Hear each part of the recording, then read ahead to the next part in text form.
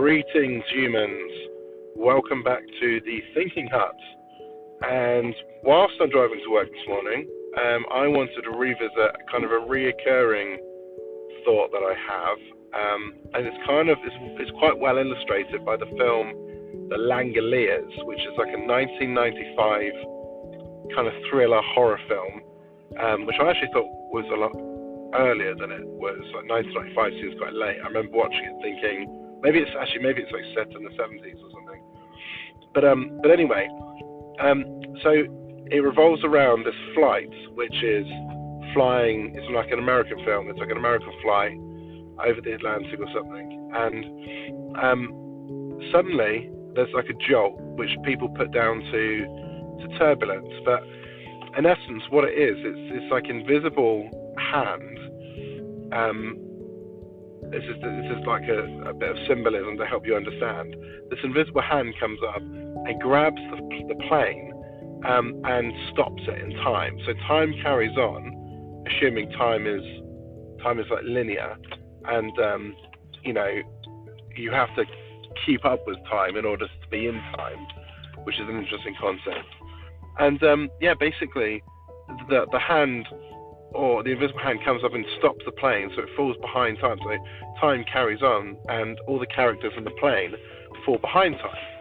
And what happens is they eventually land at, I think it's at JFK Airport or something like that. And it's really peculiar, and you don't realise what's happening straight away. But the food is all stale. So imagine like an airport, there's no one there, it's completely empty. The food is all stale, like it's been there for days, which doesn't make any sense because obviously they only took off a few hours earlier. The water is kind of soured. The air smells and tastes funny, and they can't light cigarettes. They can't get any lighters or matches to light. It's like there's no energy in the air, and the food's going rotten and everything else. And what eventually happens is these things called the Langoliers basically start eating reality. There's these like huge mouths, and it's the concept of they've fallen behind time, and these creatures, these Langoliers, they basically clear up what's left after time has passed. So imagine time is like this constant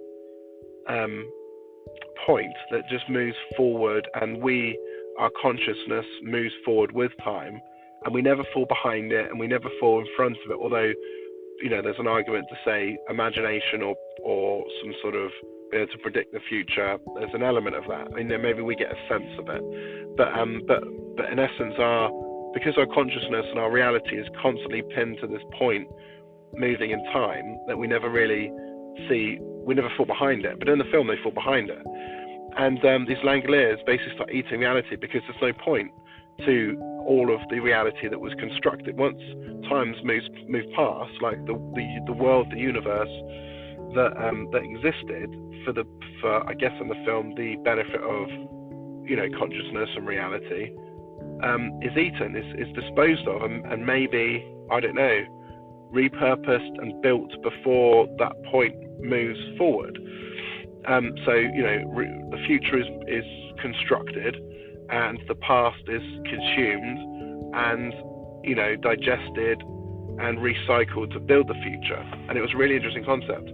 But and then I read some time travel books around this kind of theory, and I'm sat in the car right now with the engine running in a car park, and I'm pretty sure that this car is going to exist in about 10 seconds. So I'm pretty sure that in 10 seconds the car is not going to disappear and cease to exist, and then my bum's going to basically fall a foot onto the pavement, and I'll get a sore bum. I'm pretty sure it's not going to happen. So I'm pretty sure like 10 seconds since I said that, the car's still here. So, and I'm pretty sure like every 10 seconds the car's going to be here, and I'm pretty sure at no point the car's going to disappear, right? And also I remember sitting in the car 10 seconds ago, or sitting in the car even 10 minutes ago, and I know that's happened because I remember it. So here's an interesting one, right? So I could physically touch the car. I could physically touch the seat, touch the roof, touch the steering wheel, and everything else. but I can't go back in time and physically touch it because obviously that moment has passed.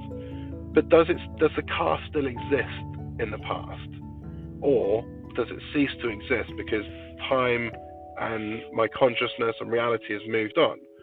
So is there any need for the car to exist in the past? And even more interestingly, does the car exist in the future?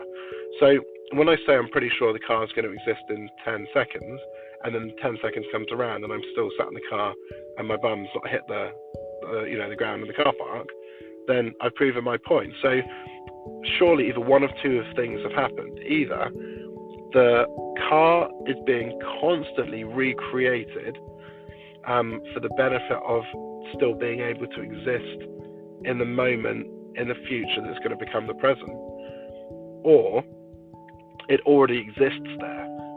But does it exist there? If it does it exist there with me in that moment?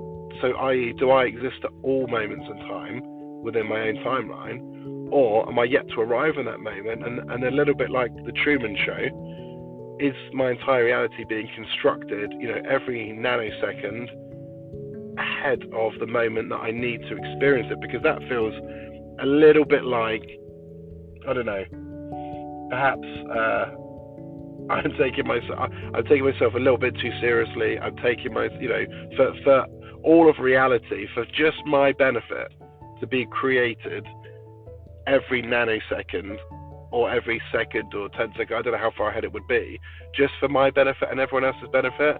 Seems a little extreme. Seems like that would be a lot of work. And why? For my benefit, I don't know. But so if that sounds a bit extreme, then perhaps all of the reality that I experience in the moment does exist in the future already. But is it absent of life? And is it waiting for the arrival of life? And therefore, am I also leaving my physical reality? And let's anchor our minds to the car, because that's an easy thing to get our heads around. Does the car still exist once I've driven away in this spot? Because it had to in that moment, because if it didn't, I wouldn't remember it. So there we go.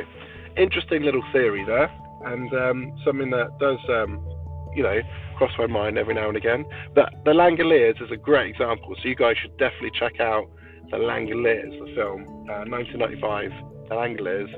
Let me know what you think. And if you have any other crazy thoughts, let me know as well. In the meantime, you have a great day. Until the next thought crosses my mind.